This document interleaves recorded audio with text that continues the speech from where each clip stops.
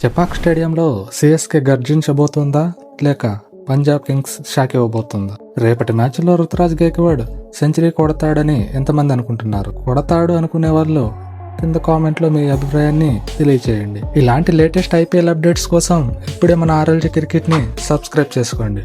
ఇక లేట్ చేయకుండా వీడియోలోకి వెళ్దాం. సిఎస్కే రాజస్థాన్ రాయల్స్తో జరిగిన మొదటి మ్యాచ్లో భారీ ఓటమిని చూసింది. 127 పరుగులకి ఆల్అౌట్ అయ్యి 8 వికెట్ల తేడాతో ఓడిపోయింది. బ్యాటింగ్ లైనప్ కుదురుకోవాల్సిన అవసరం ఉంది. పీబీకేఎస్ గుజరాత్ టైటాన్స్ పై 3 వికెట్ల తేడాతో అద్భుతమైన విజయం సాధించింది. మంచి ఊపులో కూడా ఉంది. ముఖ్యంగా కొత్త ప్లేయర్ కూపర్ కాన్లీ మరియు బౌలింగ్లో హర్షదీప్ సింగ్ మంచి ఫామ్లో ఉన్నారు. పిచ్ రిపోర్ట్: చెపాక్ స్టేడియం ఎప్పుడూ స్పిన్నర్లకు అనుకూలంగా ఉంటుంది.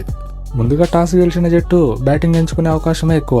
ఎందుకంటే ఇక్కడ బ్యాటింగ్ చేసిన జట్లు 57% మ్యాచ్లు గెలిచాయి. సగటు స్కోరు 164 వరకు ఉండవచ్చు. Players to watch: CSK captain Ruturaj Gaikwad, Sanju Samson మరియు ఆల్రౌండర్ శివమ్ దూబే ఈ మ్యాచ్లో కీలకం కానున్నారు. గత మ్యాచ్లో ఒంటరి పోరాటం చేసిన జెమ్మీ ఓవర్టన్ పై కూడా ఒక కన్నేసి ఉంచాలి. PBKS captain Shreyas Iyer, spinner Yuzvendra Chahal మరియు ఫాస్ట్ బౌలర్ మార్కో జాన్సన్ ఈ మ్యాచ్లో కీలకం. సిఎస్కేకి సొంత మైదానంలో మంచి రికార్డు ఉంది, కానీ పంజాబ్ గత కొన్ని సీజన్లలో సిఎస్కేని బాగా ఇబ్బంది పెడుతుంది. Spin battle: Noor Ahmad CSK versus Yuzvendra Chahal PBKS. వీరిద్దరి మధ్య ఆసక్తికర పోరు జరగబోతుంది. కెప్టెన్గా మొదటి విజయం కోసం గైక్వాడ్ ఒత్తిడిలో ఉన్నాడు. సిఎస్కే ఫ్యాన్స్కి ఇది ఒక అగ్ని పరీక్ష. మొదటి మ్యాచ్ ఓటం తర్వాత గైక్వాడ్ సైన్యం పుంజుకుంటుందా?